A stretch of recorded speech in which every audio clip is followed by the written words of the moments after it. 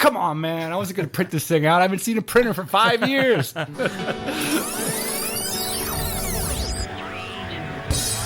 podcast listener, even if you are alone in your entrepreneurial pursuit, know that today, right now in your earbuds, you are joined by thousands of entrepreneurs all around the globe seeking to do the same thing you are. If you want to know more about this program or this podcast, or want to get barraged by a lot of annoying pop-ups, check out our website, lifestylebusinesspodcast.com.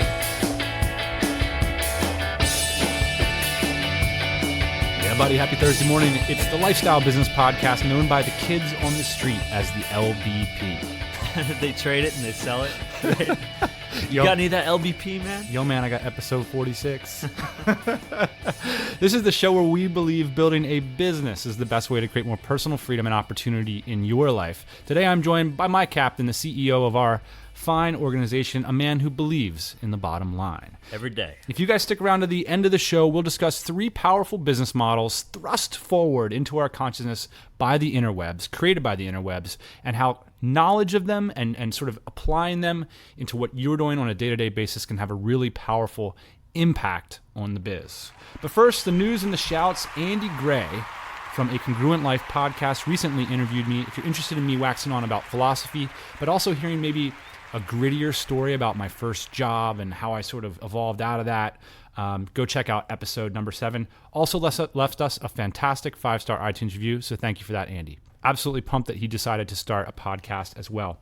Speaking of podcasts, all-time high week for 5-star iTunes reviews, Ian. Thank you so much. Way too many to read on the show this week, but know that Ian and I read all of them, and we really appreciate it. That's right. Now we read even more of them because we can actually see the ones that were generated from other countries. Thank you, CommentCast. Yeah, generally we wouldn't go check Angola, but if you are from Angola listening to this, please do log on to that clunky iTunes interface and let us know what you think of the show. Jeremy wrote to us and say, Dan and Ian, my wife and I started listening to your podcast recently, and we think LBP and TTR are our favorites. You guys are super practical, and we love the fact that you're just a couple of normal dudes slogging it out to make things work. We can really relate to that. Definitely normal dudes. Thank you, Jeremy. We're definitely normal. We are profoundly normal dudes. Hey, John sent us an awesome email. The subject line was, listening to the LBP on the beach. I cracked that email open, and he says, why not? I love it. Nice, John. Got an awesome picture from John. And speaking of awesome pictures, Brian sent us a picture in his police uniform with some badass sunglasses and says, just listened to 20 episodes in 30 days. He's on an LBP binge, man. And he said, I just want to know that I bet that I'm your most heavily armed listener. Yeah, cool picture with him and his, I presume maybe a 12 gauge in his I know car. We went to Brian's website and looked at, you were doing this clothing demonstration, Brian? Cracking up. Absolutely awesome. Very cool stuff. So we'll link you over to Brian's website. All right. Well, we're all here for some dinner plans, man. We're here for the meat and potatoes. Today, it's episode 158. 1,000 true fans, 100 true customers, or 10 true clients. This is going to be a conversation about business models and how they're critical to defining your way forward and getting success in your business. If this episode leaves you with one thing, it's about the importance of making explicit your business model. It's the same thing with the standard operating procedure. We don't want to be operating implicitly. Right. We want to be explicit about what we feel like we're participating in. It's interesting. Me and you, we sat down before this episode and we kind of wrote that first, right? And then we sat down and thought, what is a business model? That's right. So let's get to that. But why business models, right? Because business models are frameworks to inspire consistent action into the chaos, right? So the world is this really unclear, uncertain place, and as business owners, we're trying to define modalities or roadmaps so that we can consistently take action and get new information from the chaos and then build out the sophistication of our models. So what is a business model? Whenever a business is established, either explicitly or implicitly, we know which side of the fence we want to be on there, employs a particular model that describes the architecture of value creation, delivery, and capture mechanisms employed by the enterprise. The essence of a business model is that it defines the manner by which business enterprises deliver value to the customers, entices customers to pay for value, and converts those payments to profit. It thus reflects management's hypothesis about what customers want, how they want it, and how an enterprise can organize to best meet those needs and get paid for doing so. That's what we're here for. We want to make a profit so we can stay alive as entrepreneurs, so we can develop these incredible lifestyles that both serve the world and allow us to live in principle the way we want to live. Yes. Thank you, Wikipedia. That's a pretty good definition. Yeah. You could start a podcast and just surreptitiously read Wikipedia articles. I mean, in fact, that's what we've been doing. Do you ever find yourself doing Wikipedia deep dives? Yeah. I was on Gordon Ramsay's Wikipedia page just yesterday. Random, right? It's so random. Like I see stuff like, I got to Wikipedia that. I got to see what's going on. So one of the interesting things, Ian, and I think part of the reason why this 1,000 True Fans article that Kevin Kelly wrote has been so infectious in the internet business marketing space. And by the way, we don't think it's the most effective model, and we're going to share a little twist at the end of the episode. Yes. But first, step by step, the internet has actually created new business models, and it has changed the viability of existent business models. Yes. So, one of the things that I think is really critical, and I have friends whose businesses have died because they didn't understand this. They didn't make this model explicit. Seth Godin calls it the mini monopoly. and the increased importance of this concept of being a mini monopoly on the web. So the web favors business that specialize. There's always been this implicit specialization in a lot of old school business models. So let's talk about, say, a brick and mortar shoe company on the corner of 4th and F, right? Uh-huh. There's an implicit specialization there because of its location. It's on the corner of 4th and F.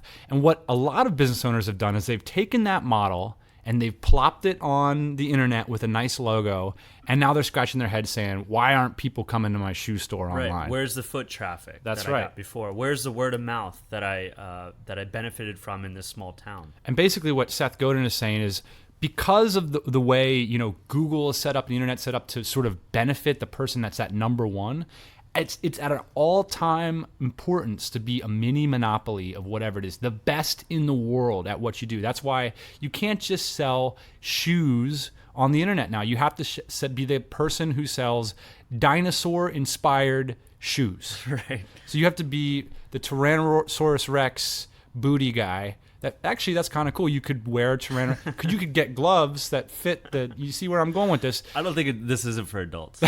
No.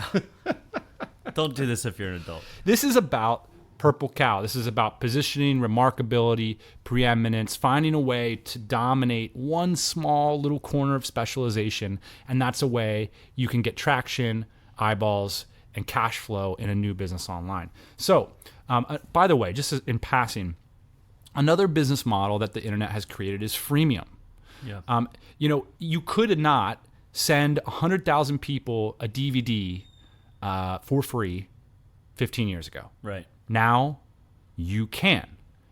So, wow, that's only 15 years ago. We were talking about when I went to college, I'm not that old of a guy yet.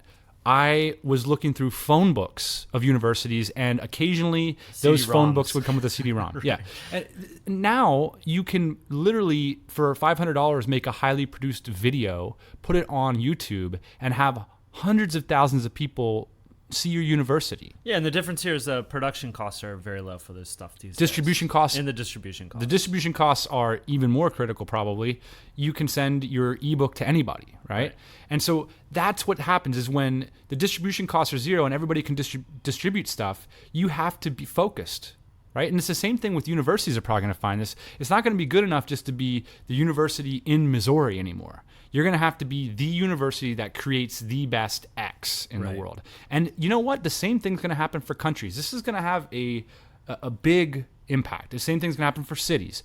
Now, we're as business leaders, maybe things happen a little faster for us. We're maybe a few steps ahead of governments and universities and stuff like that, whereas the shoe guy knows because he's out of business already. And I don't want to mean like we're smarter than universities or governments. What I mean is that our organizations are more sensitive to change right now. And so like the YouTube phenomenon, like that is a new thing and we're all over it, right? I mean, we spend all day long on YouTube trying to optimize that for our business. Right.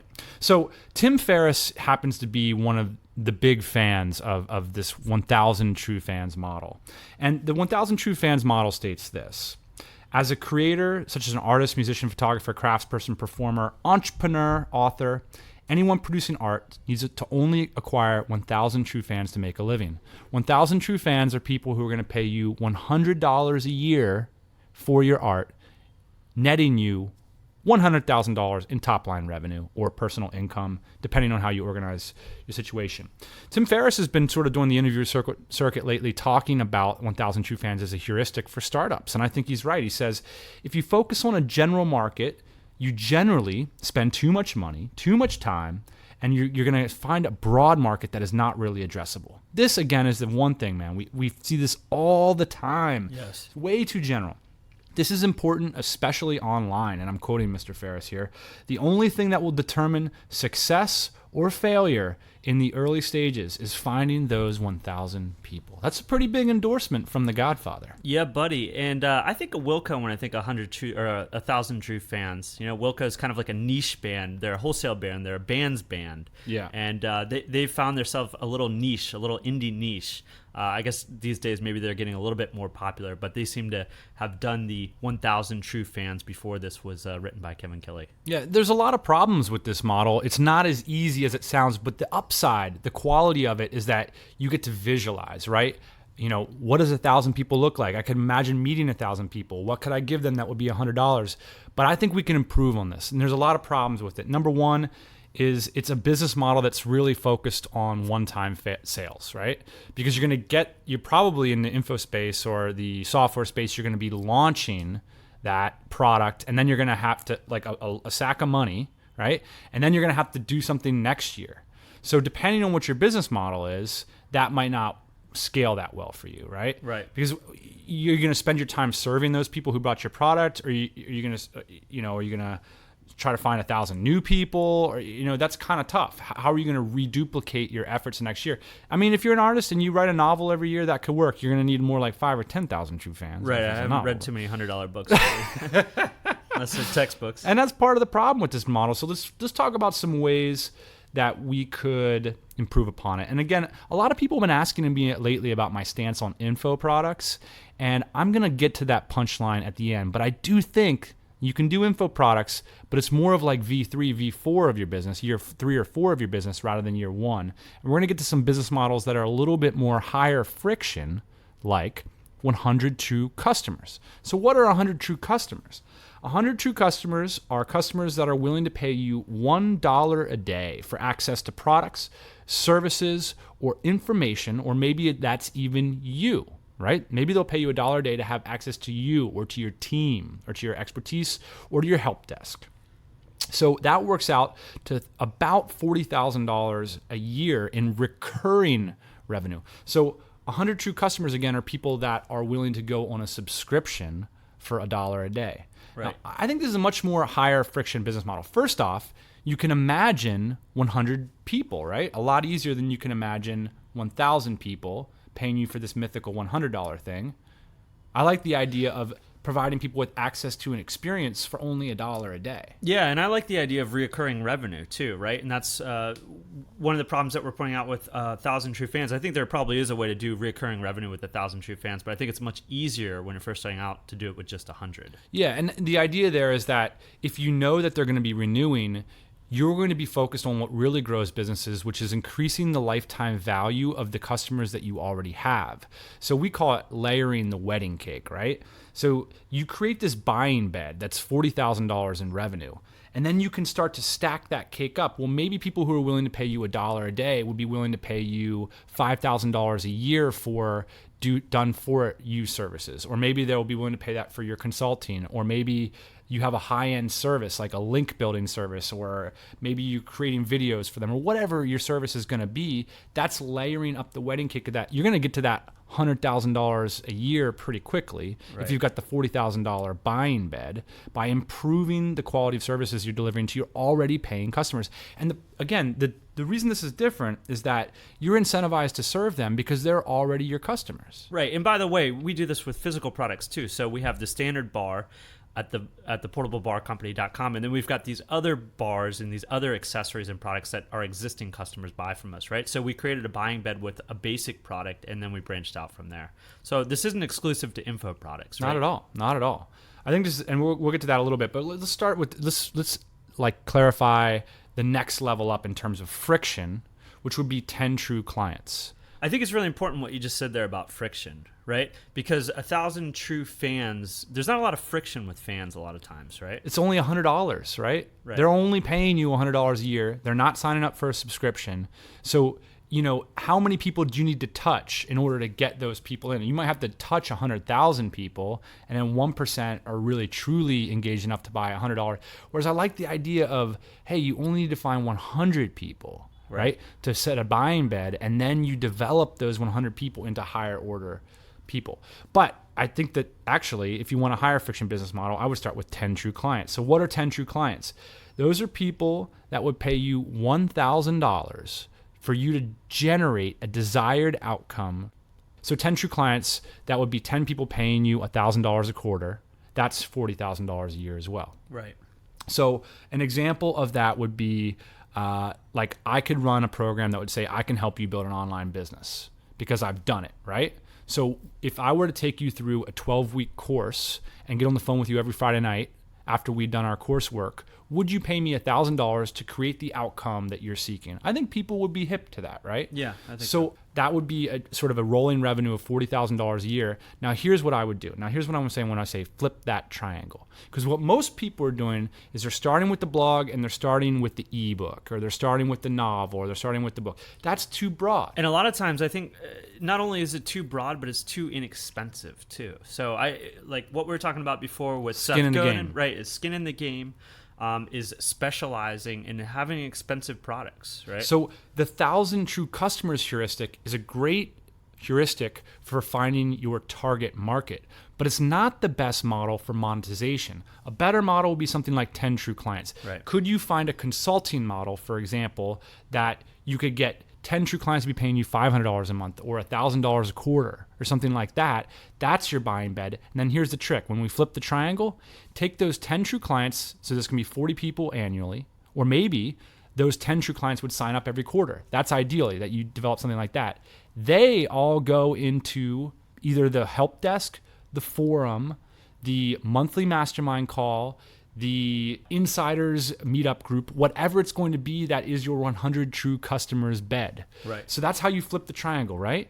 You start with the 10 true clients, you pop them in, well, because you're one of my clients, you of course are going to be one of my customers. Right. And because of you're one of my customers, you're going to be one of my fans. Right. So the real way to get started with lower acquisition costs would be to flip the triangle, and instead of starting with the fans, you start with the clients, move them on to customers, and then that drips out to your fans. And I think a lot of people get nervous about this, right, Dan? Because that means instead of asking somebody for a very small amount of money, you have to ask them for a very large amount of money. Yes. People are going to be nervous about that. So how do they solve that? Well, here's the thing. Like, what a lot of people do right now, they might say, I'm a doctor, or I'm a lawyer, or I'm a construction management consultant, and I really hate my job.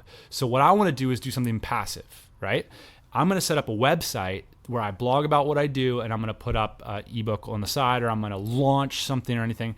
What I would suggest is think about it inverted like this. Who would be 10 true clients? Who are people that are willing to pay me $1,000 a quarter? What could I do as a lawyer? I can start brainstorming a lot of things that would fit that business model, right? Anybody who signs up to be one of my clients automatically becomes one of my customers for free. And I start to build out that business model. You get a portion of what the clients get as a customer. And that's a higher leveraged thing. Now, all of a sudden, you've got $80,000 in annual revenue, much of which is recurring. Right. Okay, so you continue to build out those things, and then occasionally you bundle all the stuff you've learned from serving those customers and you put it out to your fans. And you charge a lower amount. That's a lower friction business model. But at that point, you can cash flow it, right? You could even use some of the money to hire somebody to generate those things and see ROI. And by the way, then your little ebook becomes your lead generation tool. I mean, look, we're not talking about anything new here, but we really want to put forward the business models, number one, so you can framework out how you might achieve the outcomes you want to see in your business. And look, this applies at any level. Ian and I do these exercises every single day. And secondly, the idea that even if your goal is passive, I know that people want that, and that's fine. If you want to get to passive, Flip the triangle. The higher friction you start with, the more likely you are to achieve that, quote, passive status. And look, I'm not going to be a naysayer. You can have a passive income business in the ways that we talk about that online. I have not touched some of our businesses for years. And same with you, and that's fine. That can happen. We were in the cockpit at the beginning, yes. driving the ship. And if you think you're going to hire a VA to execute all this stuff and be passive right out of the gate, well, give me a phone call and we'll interview you on this podcast. That's probably a whole separate podcast, but yes, you're right. I think the way that you become passive is you do a lot of heavy lifting in the beginning. You hire people to run your business, and then it becomes passive. So if you're going to do, that's the whole point. If you're going to do that heavy lifting, do it with the 10 true clients. Do not do it with the 1,000 true fans. Absolutely. All right. Let's get moving on to just the tips. Are we full of crap? I don't know. Come to episode 158 and let us know your thoughts. I love discussing with you. There's all kinds of back channel discussions happening in the DC, happening in email, happening on the comments to this blog. You know, we talk about these ideas because we're interested in them. Yeah. And we want to improve them. So your critical feedback is more than welcome. Just a tips this week. If you want a copy of our real strategic operating document that we use for our publishing company, that's a company that employs 3 full-time employees and a few contractors, check it out. We'll put it up at episode 158. You can download it, copy it, and use it yourself. I'm also going to have a video walkthrough training of how I use it to run the business. Awesome. All right. Music this week, Ian. It might already be planned because there's an important build-up that I want you all to feel. This is by this French DJ named, I think it's Madeon or Madeon. I don't know how they say it, but this kid is brilliant. Absolutely love his music. Let the beat build, as Lil Wayne said. Let the beat build, as Lil Wayne said, and don't play the outro when it really gets hot because I want people to actually feel motivated by it and jam out. We'll hope you'll be back here next week to jam out with us. This is the LBP. We'll see you next Thursday. Booyah.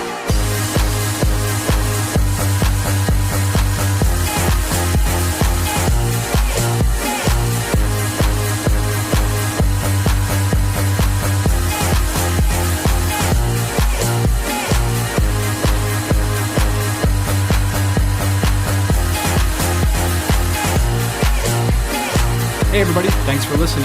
Don't be shy, we've got a mailing list. Check it out at lifestylebusinesspodcast.com. Go there, get yourself signed up, and we'll keep you up to date on everything we do, plus give you immediate access to episodes 1 through 100 of the LBP. It is the cheapest way to fly business class on your next international flight. We'll see you next Thursday morning. Triple J. Yeah, buddy.